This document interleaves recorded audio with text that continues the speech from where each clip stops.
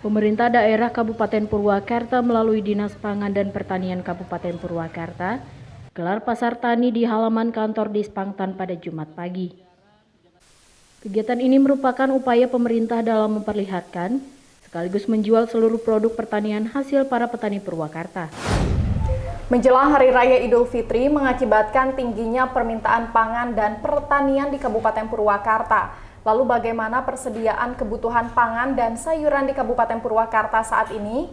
Di samping saya sudah hadir Kepala Dinas Pangan dan Pertanian Kabupaten Purwakarta, Bapak Sri Jayamidan. Assalamualaikum Bapak, Sampurasun. Waalaikumsalam warahmatullahi wabarakatuh, Rampes. Bapak gimana kabarnya hari ini? Alhamdulillah baik. Bagaimana, sudah ada yang bolong puasanya? Belum, masih alhamdulillah. Lancar ya Pak? Lancar Pak. kita. Pak, berbicara tentang ketersediaan pangan, saat ini seperti apa Pak? Ya, untuk kita evaluasi tahun 2021 itu alhamdulillah kita untuk beras ya, karena kebutuhan pokok kita beras, masyarakat kita Purwakarta masih beras. Alhamdulillah tahun 2021 itu kita produksi padi kita sekitar 270.000 ton untuk di gabah kering giling. Kalau kita konsum direndemenkan menjadi beras itu sekitar 173.000 ton. 173.000. Sedangkan kebutuhan kita ini hanya 109.000 ton. Dengan konsumsi per kapita per tahun itu, per jiwa itu 111 kg. Sehingga kita surplus sekitar 63.000 ton. Dan untuk 3 bulan yang Januari, Februari, Maret, alhamdulillah kita juga. Ya, kita masih surplus lah. Karena kemarin kita bulan Maret itu puncaknya panen. Kita bulan Maret realisasi panen kita sekitar 7.000 hektar. Sedangkan kami sudah kalkulasikan bahwa kebutuhan untuk beras Kabupaten Purwakarta itu kalau kita asumsikan dengan realisasi panen itu sekitar 3.000 hektar. Jadi untuk kebutuhan rata-rata per bulannya. Sehingga untuk dalam rangka menuju Hari Raya ini, alhamdulillah untuk beras kita terpenuhi, aman lah. Okay. Aman. Ya. Kalau untuk sayurannya itu bagaimana Pak sama buah-buahan? Sayuran sebenarnya kita, produksi sayuran kita itu juga tercukupi. Tapi sekarang ini kan daya beli masyarakat khususnya di perkotaan itu minim karena banyak yang di PHK, sehingga dibuktikan dengan tingkat harga komoditas sayuran itu sangat rendah itu, ya sangat rendah. Ya artinya petani itu merasa belum menguntungkan untuk sayuran sekarang itu karena sekarang produksi sayuran kita melimpah untuk di dalam rangka Ramadan ini, itu seperti itu. Ya. Kalau untuk buah-buahannya Pak, itu bagaimana? Ya, untuk buah-buahan kita sebenarnya untuk buah-buahan kita ke buah-buahan kan musim sifatnya, musiman. Sekarang itu belum musim buah-buahan, sehingga emang buah-buahan kita masih datangkan dari luar jeruk dan sebagainya itu dari luar. Nah, kan kita biasanya musim buah itu kan biasanya diawali dengan musim panas dulu, dan sekarang ini ke buah-buahan kita ya rambutan, kayak manggis, durian itu udah lewat musimnya yang kemarin. Pada bulan Januari, Februari mungkin panen sebulan itu seperti itu. Oke, berarti pangan dan sayuran untuk menjelang Hari Raya Idul Fitri aman ya aman, Pak? Aman ya. Ya. Nah, kan sekarang banyak juga ya lahan pertanian yang memang sudah beralih fungsi ya Pak ya. Lalu saat ini total lahan pertanian yang ada di Kabupaten Purwakarta berapa? Ya. Total lahan pertanian kita untuk tanaman pangan, ya khususnya untuk padi itu sekitar 17.970 hektar. Itu totalnya. Kemudian juga untuk sayuran kita sekitar 6.000 hektar. Nah, untuk lahan pangan itu memang kita sangat sempit dibandingkan tetangga kita dengan Karawang, Subang. Itu kan hanya 5 kali lipat kalau dengan Karawang dengan Subang itu luas kita. Tapi sekarang kita bagaimana melindungi lahan itu ya dari alih fungsi, artinya dari industri, dari perumahan dan sebagainya. Sekarang sudah kita tetapkan melalui SK Bupati, baru SK Bupati kita tetapkan bahwa lahan pertanian kita itu nanti akan kita usulkan menjadi lahan pertanian, lahan pengajuran, sehingga nanti lahan-lahan itu benar-benar tidak dialihfungsikan. Itu nanti kita akan lindungi. Ada berapa lahan yang hilang? Ada berapa hektar? Kalau dari mulai ini sekitar 600 hektaran ya, 10 tahun yang belakang itu hampir 600 hektar emang terberalih fungsi karena emang di perda yang lama itu memang lahan-lahan itu memang dibolehkan untuk membangun industri dan perumahan. Tapi sekarang kita melalui kebijakan Ibu Bupati, perda yang RT RW 11 tahun 2012 itu akan direvisi nanti. Dan beriringan dengan nanti perda RP2B. Sehingga nanti insya Allah lahan-lahan pertanian yang potensial di kabupaten insya Allah akan dilindungi. Oke. Ya. Lalu upaya apa saja yang dilakukan pemerintah daerah khususnya di Spangtan untuk memenuhi kebutuhan pangan dan sayuran di Kabupaten Purwakarta tidak hanya pada saat Ramadan ini namun sampai akhir tahun nanti, Pak? Upaya-upaya dinas saya kira kita ada beberapa kegiatan dan program yang kita laksanakan dalam rangka mencukupi kebutuhan pangan terutama beras. Kita ada namanya program peningkatan mutu produksi dan produktivitas tanaman pangan. Jadi bagaimana meningkatkan produksi persatuan luas, tentunya produktivitas yang kita tingkatkan, tentunya dengan penerapan teknologi, misalkan dengan penggunaan benih unggul, dengan pengolahan yang baik, dengan pengairan, dengan pengendalian hama yang penyakit dan sebagainya. Ada 12 unsur teknologi kalau kita di dalam ilmu pertanian itu. Jadi bagaimana menerapkan 12 unsur teknologi itu dibudayakan di tingkat masyarakat. Kemudian juga karena lahan kita sempit, tentunya dengan memanfaatkan potensi yang ada, kita punya Jawa Waduk, Jatiluhur, dan Cirata. Tetapi kita tidak 1 hektar pun menikmati air tersebut. Pengairan kita hanya sumber mata air tersempat. Artinya kita ada mata air, kita memanfaatkan sedemikian. Kita upayakan peningkatan indeks pertanamannya. Ya, kalau sementara ini kita indeks pertanaman kita hanya 2,2. Artinya 1 tahun itu rata-rata 2 kali lebih lah.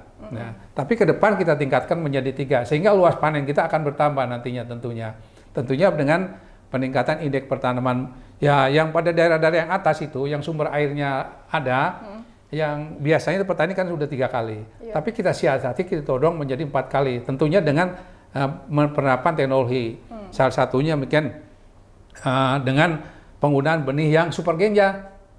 Ya, super genja itu, kalau benih-benih kita rata-rata kan umur panen itu 115 sampai 25 hari. Ada varietas-varietas yang di bawah 100 hari. Kemudian juga teknologinya, kemudian kita mempercepat pengolahan tanah. Di samping pengolahan persemiannya, ada isinya persemian kering atau persemian culik. Artinya petani itu 15 hari mau panen itu, kita siapin dulu benihnya. Nah, kita siapin benihnya sehingga pada saat panen kita olah, kita tanam lagi. Itu salah satu upaya-upaya kita itu untuk tanaman pangan di samping kegiatan-kegiatan lain.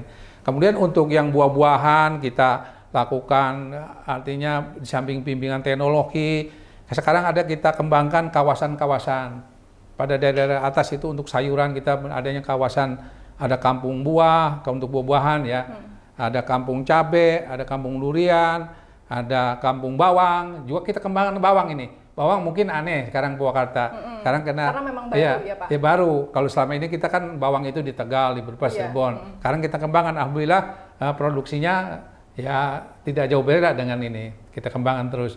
Bagaimana kita mencukupi kebutuhan sayuran. Terutama di perkotaan-perkotaan juga kita kembangkan, namanya P2L. Pekarangan Pangan Lestari. Jadi bagaimana memanfaatkan lahan-lahan yang sempit itu bisa menanami sayuran, tentunya di dalam pot, ada hidroponik dan sebagainya, sehingga kebutuhan akan sayuran di tingkat rumah tangga di perkotaan-perkotaan itu insya Allah akan terpenuhi dengan P2L. Gitu. Oke, kan tadi juga Bapak menyinggung terkait menyediakan benih.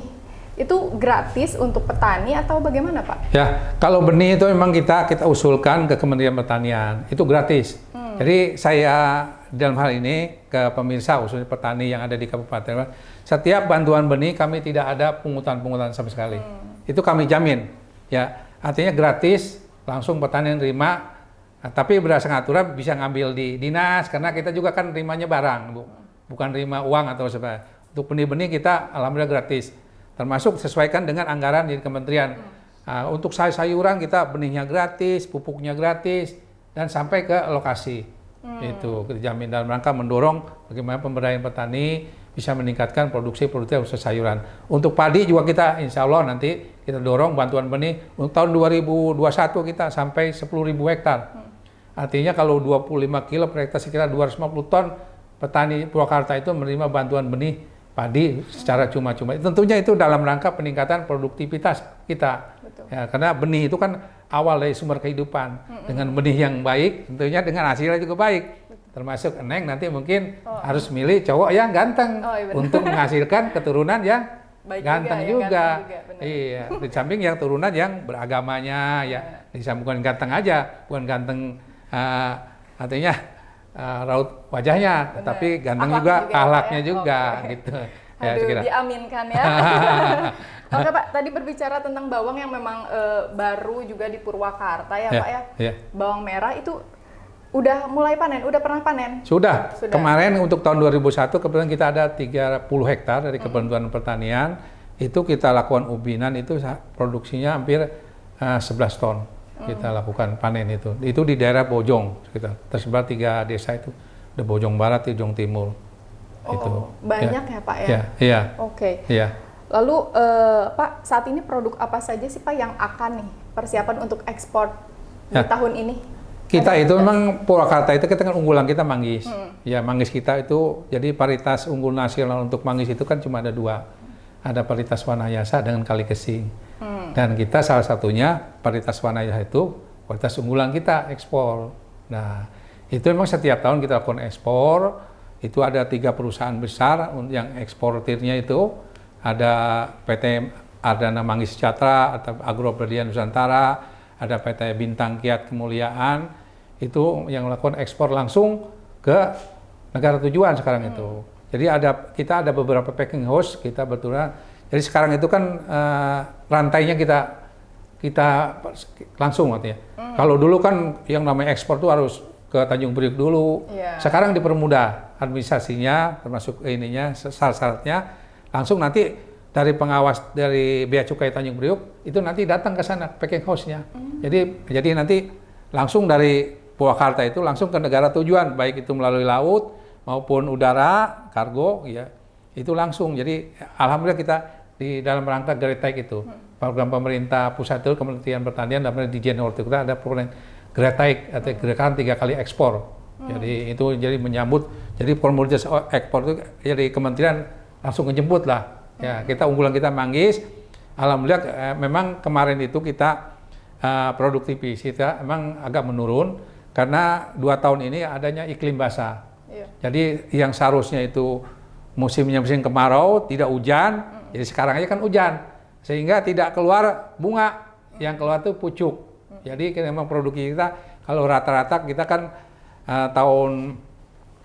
rata-rata kita tahun 2020 itu sekitar 84.000 ton panggis kita. Tapi yang kemarin itu yang tercatat hanya 30.000 ton itu. Kita memang sangat jauh, tapi mudah-mudahan dengan sekarang kan iklim itu anomali iklim sangat jelas sekarang ya. Iya. Insya Allah kalau nanti musim tahun 2000 ini nanti kan panennya itu nanti sekitar bulan Januari Februari. Insya Allah nanti pada saat mungkin nanti Januari awal nanti udah ada matahari yang cukup terik sehingga keluar bunga sehingga ya karena siklus gitu. Yang namanya manggis itu siklusnya nanti ada puncak panennya. Kayak puncak tahun 2019 itu puncak manggis kita. Ya, produksinya sampai 100.000 ton itu. Itu banyak. Tapi sekarang hanya 30.000 karena itu tidak keluar bunga, yang keluar itu malah pucuk-pucuk yang baru gitu. Itu unggulan kita manggis. Mungkin di samping ada produk-produk lain tapi kan kita tidak termonitor.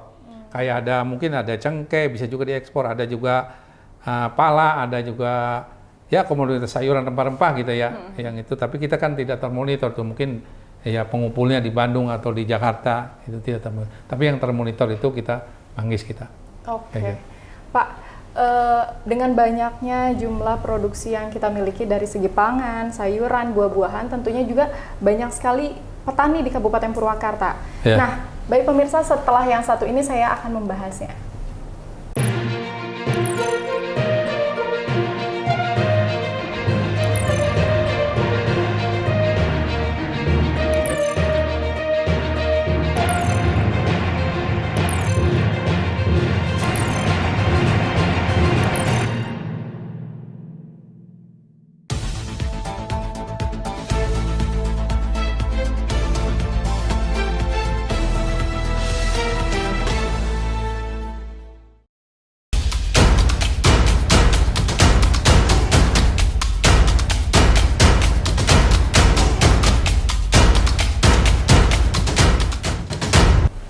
Baik pemirsa, kembali lagi di Bincang-Bincang Diskominfo Channel, tentunya masih bersama Kepala Dinas Pangan dan Pertanian Kabupaten Purwakarta, Bapak Sri Jayamidan. Baik Bapak, berbicara tentang petani, berapa jumlah petani di Kabupaten Purwakarta saat ini Pak? Ya, kita lakukan inventaris ya petani itu. Kita ada namanya Sistem Informasi Penyuluhan atau SIMLUS. yang terintegrasi dengan REKK, jadi elektronik rencana definisi kebutuhan kelompok. Itu berdasarkan inventarisasi yang kami lakukan itu pada tahun 2021 sekitar 52.978 orang. Itu petani yang tercatat di kita. Itu yang tergabung dalam 856 kelompok tani. Jadi kelompok tani itu kan ada yang kelompok tani dewasa, ada dua kelompok, ada juga taruna tani. Jadi taruna itu pemuda tani, ada 52 kelompok, ada juga kelompok wanita tani, ada 101 kelompok gitu. Jadi wanita juga bisa, Neng, kalau Neng pengen. Tapi Neng termasuk nanti kelompok taruna tani, tani milenial, karena umurnya masih 19 sampai 39 tahun, itu masih kan petani milenial. Oke. Nah Pak, untuk total petani milenial di Kabupaten Purwakarta, totalnya ada berapa ribu Pak saat ini? Jadi yang katakan petani milenial itu kan petani yang umurnya 19 sampai 39 tahun. Tentunya yang dibarengi dengan pengetahuan informasi teknologi. Itu yang dikatakan petani milenial kan zaman milenial. Kalau saya udah petani now, udah petani now. Dan itu sekitar 6.900 orang yang sudah kita inikan. Ya, itu yang tersebar pada 17 kecamatan. Jadi ada 17 kecamatan, ada 932 desa atau kelurahan. Sudah tersebar semua. Dan itu sekarang sistemnya sekarang itu kan pembelajarannya atau kita juga melalui online, Neng. Jadi online itu jadi komunikasi baik melalui Zoom meeting, jadi pelatihan-pelatihan yang kita lakukan itu kebanyakan melalui Zoom meeting. Jadi para pemuda tani itu nanti kita kan sudah connect dengan Kementerian Pertanian. Jadi pemuda-pemuda tani kita nanti kita informasikan bahwa misalkan hari ini tanggal sekian akan lakukan pelatihan dengan materi ini. Kita sebarkan kepada para milenial untuk menyimak pelatihan-pelatihan tersebut yang dilaksanakan oleh Kementerian Pertanian. Itu nih. Nah Pak, kalau untuk minat petani muda di Purwakarta ini berapa persen sih Pak? Dari total 6.000 itu ya? 6.000 lebih? Memang dari tidak semuanya petani itu belum melaksanakan budidaya tanaman pangan, budidaya pertaniannya. Tetapi memang udah hampir sekitar 300 orang itu sudah mengikuti, udah melaksanakan nanti budidaya, baik itu dalam skala kecil maupun skala luas. Artinya dia memanfaatkan lahan-lahan yang sempit yang ada, tetapi dengan jadi kalau yang milenial itu kan wawasannya wawasan bisnis. Jadi pengetahuan bisnis. Di samping juga dia, di samping melalui budidayanya juga aspek pemasarannya dia. Nah, kita ada namanya Hidata, Himpunan Pemuda Tani Purwakarta. Itu dari mulai aspek budidaya sampai pemasaran dia sudah online.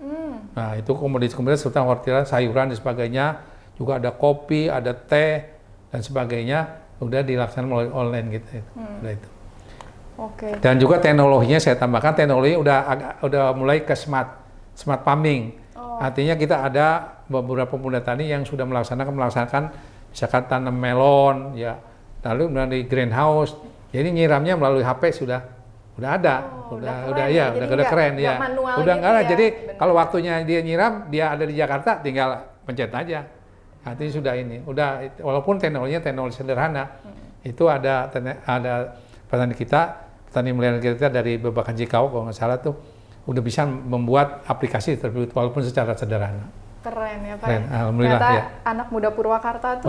Purwakarta itu hebat. Insya Allah hebat ya. Benar. Ya kami juga kalau merasa tidak kesulitan, kalau petaninya itu pinter, ya kepala dinasnya juga nggak kesulitan dalam untuk memberikan penyuluhannya tentunya. Ya. Benar banget Pak. Ya. Lalu Pak, di Spangtan sendiri punya program apa saja sih Pak di tahun ini? Tahun ini kita program kita untuk tanaman pangan itu ada namanya program peningkatan produksi dan produktivitas dan mutu hasil tanaman pangan. Jadi dari segi produksi bagaimana kita produksi dan produktivitas tentunya kita dorong nanti tadi penggunaan benih unggul, sarana produksi, bantuan juga kita alhamdulillah berkat bantuan mungkin Ibu Bupati kita sangat konsen beliau itu terhadap sektor pertanian. Alhamdulillah kami dimotivasi beliau, didorong beliau untuk terus berkarya, berinovasi dalam rangka tentunya mencukupi kebutuhan pangan. Jadi program kita peningkatan produksi dan produktivitas serta mutu tanaman pangan. Jadi dari segi produksi tentunya kita dengan penerapan teknologi dan peningkatan indeks pertanaman. dengan mutu kita tentunya dengan memperbaiki bantuan sarana panen dan pasca panen. Jadi ke depan itu bagaimana menurunkan losis, kehilangan hasil dari panen. Kemudian bagaimana mutunya itu, mutu tanaman pangan itu kan sangat dipengaruhi oleh musim. Ya, jadi kita bantu kayak padi itu kalau musim hujan itu panen, ya kita bantu alat pengeringnya, termasuk alat-alat dryer atau pengering, kemudian juga RMU-nya yang sudah modern kita sekarang kita bantu. Ada beberapa titik itu bantuan RMU sudah modern, sudah tidak lagi dikurangi tenaga manusianya. Jadi padi itu dari panen itu melalui alat pengering dryer, kemudian langsung masuk ke alat pemecah kulit, langsung penyosok sampai keluar dari kemasan. Seperti itu kita dorong. Kemudian juga untuk hortikultura, kita kawasan-kawasan atau kampung-kampung, itu ada kampung bawang di Kecamatan Bojong, ada kampung cabai merah di Darangdan, ada kampung durian di Pondok Salap. Tentunya dengan potensi-potensi yang ada, kita tidak merubah macam durian. Ya, emang durian di Pondok Salap kita kembangkan di Kecamatan Bojong, tidak di daerah-daerah lain. Karena kalau kita kembangkan di daerah lain belum tentu bagus hasilnya. Karena yang namanya tanaman itu buah-buahan spesifik sekali. Kayak dukuh itu kan adanya cuma di Sumatera ya. Sumatera juga kan cuma di Dukuh Palembang, tapi yang ada kan di Martapura. Tapi kan kita tanam di daerah-daerah lain itu belum tentu rasanya semanis Dukuh Palembang ya. Betul. Termasuk durian.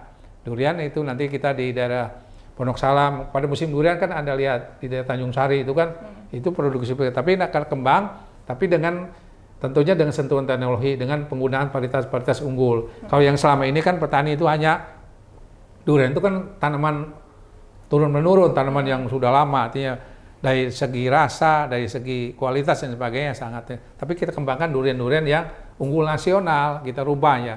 Nanti kayak alpukat nanti ya, kita kembangkan ke daerah Bojong, melon, nanti kita ke Sukatani dan sebagainya. Saya kira itu, kita akan menciptakan kampung-kampung buah.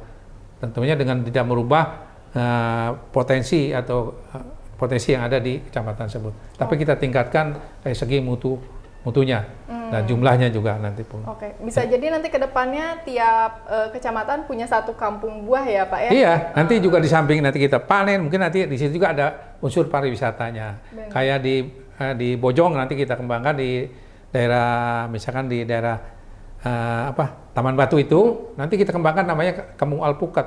Nah, di atasnya itu nanti ada namanya Kampung Alpukat. Di sekitar Bojong itu nanti, jadi pada saat panen nanti mungkin para pengunjung yang ke Taman Batu itu ya oleh-olehnya alpukat nanti. Benar. Di samping nanti produk-produk olahan yang ada di situ, di samping produk makanan segar juga kita nanti olahan kita kembangkan juga.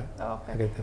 Ini baru pengembangan atau memang pernah? Kalau yang ini, Pak, pernah panen? Kalau tanaman sifatnya semusim, yang sifatnya ya 6 bulan kayak ini, itu sudah menghasilkan. Nah, tapi yang sifatnya tahunan kayak alpukat kan nanti tunggunya mungkin 3-4 tahun lagi. Kalau durian kan misalkan 3-4 tahun lagi. Tapi untuk bawang, cabai sudah kita rasakan nikmatnya oleh petani. Ya. Oke. Ya. Enak ya Pak? Bawang merah Purwakarta enak? Wah, lebih segar rupanya. Lebih segar. Ya.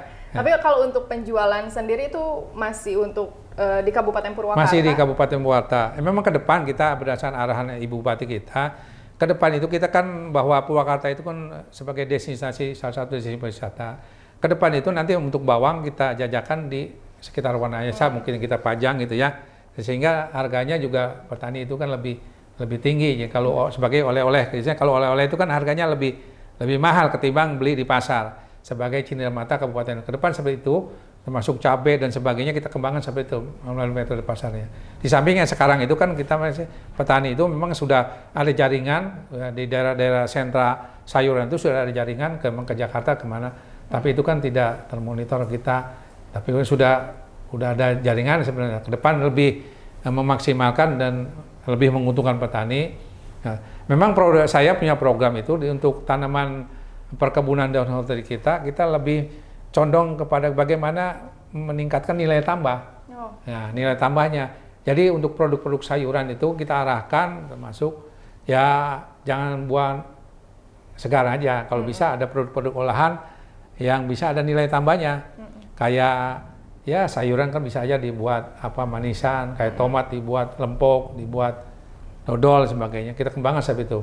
Masuk ke buahan, pisang, misalnya kita buat keripik, sebagainya. Petani itu ada nilai tambahnya. Kita dorong nanti kita kerjasama dengan Dinas Perdagangan, Perindustrian Perdagangan. Ya kalau kita dari segi produksinya, mungkin dari perdagangan, dari aspek misalnya dari pemasaran dan mungkin kemasan dan sebagainya. Karena kemasan juga sangat penting dalam rangka menambah nilai jual daripada produk tersebut. Penghargaan apa saja sih Pak yang sudah didapatkan di Spangtan Pak?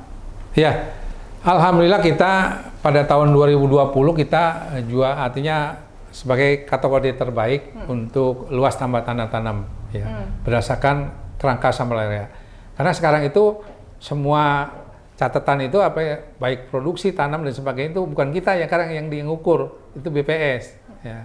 Alhamdulillah kita juara pertama tingkat Provinsi Jawa Barat pada tahun 2020 dan tahun 2021 kita juga mendapat piagam lah dari Kementerian Pertanian, terutama dari Ditjen Tanaman Pangan. Produktivitas kita naik, produksi kita 7,32%. Itu menurut kerangka sampel area. Jadi bukan kita, bukan saya. Sebenarnya kita juga ada laporan kita namanya SP, ya Sensus Pertanian, tapi itu nggak absa katanya, bukan orang independen. Tapi yang melakukan penilaian itu BPS. Alhamdulillah kita tahun 2021 ini ya, produktivitas kita naik 7,32%. Itu kalau lihat ada piagamnya saya itu. Oke. Ya. Dan pada kesempatan ini tentunya kami sebagai Kepala Dinas tentunya mengucapkan terima kasih kepada petani yang ada di Kabupaten Purwakarta. Karena bukan kerja saya. Ya, saya hanya motivasi aja para petani dan fasilitator para petani. Yang kerja apa para petani kan. Oleh karena itu pada kesempatan ini piagam ini bukan piagam ke dinas, tentunya ke para petani yang ada di Kabupaten Purwakarta yang melakukan usaha taninya, khususnya pertanian tanaman. Yang jerih payahnya, banting tulang keringatnya, ya pada kesempatan ini saya ucapkan terima kasih para petani yang ada di Kabupaten Purwakarta atas dedikasinya dalam rangka mencukupi akan kebutuhan pangan di Kabupaten Purwakarta. Oke.